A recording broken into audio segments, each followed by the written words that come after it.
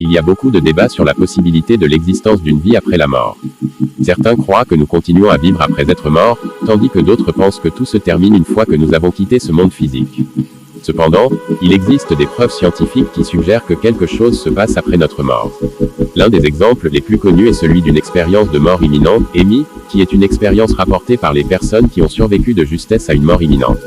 Ces expériences incluent des sensations de sortie du corps, d'observation de leur propre corps, de rencontres avec des êtres spirituels, de voyages dans un tunnel ou de lumière brillante, ainsi que des expériences de réflexion de vie. L'un des témoignages les plus célèbres concerne l'histoire d'Eben Alexander, un neurochirurgien de renom qui a survécu à une méningite bactérienne sévère et qui a passé plusieurs jours dans le coma. Alexander a affirmé avoir vécu une EMI lorsqu'il était inconscient, dont le contenu impliquait une rencontre avec des êtres spirituels bienveillants, des pulsions incroyablement profondes et la vision d'un monde extraordinaire d'une couleur et d'une texture différente de tout ce qu'il avait connu auparavant. Beaucoup d'autres personnes ont également fait état d'expériences similaires. Et ces expériences ne sont pas suffisantes pour prouver scientifiquement l'existence d'une vie après la mort. Cependant, il y a également des preuves tangibles qui suggèrent que quelque chose se passe après la mort, et cela concerne les expériences de mort en laboratoire. Des scientifiques ont mené des études sur des cas où les personnes ont été déclarées mortes, puis ramenées à la vie. Certains de ces patients ont rapporté avoir vécu des expériences semblables à celles des EMIS.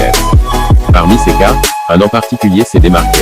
En 2008, un homme prénommé Tony avait subi un arrêt cardiaque.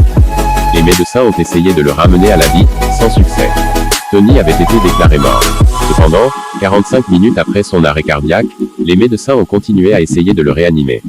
Ils ont réussi. Quand il s'est réveillé, Tony a déclaré qu'il avait rendu visite à sa mère décédée, celle-ci lui avait parlé et il avait été témoin de quelque chose qui se passait dans la salle d'opération. Cela faisait référence aux tentatives des médecins pour le réanimer. Tony avait vu les détails exacts de ce qui s'était passé, même si sa vue était floue et brouillée.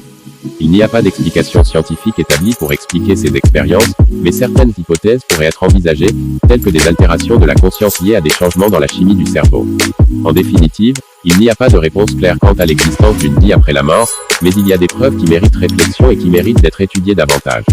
Les témoignages des personnes ayant survécu à une mort imminente et les expériences en laboratoire suggèrent qu'il pourrait y avoir quelque chose de plus grand et de plus important que nous ne comprenons pas encore.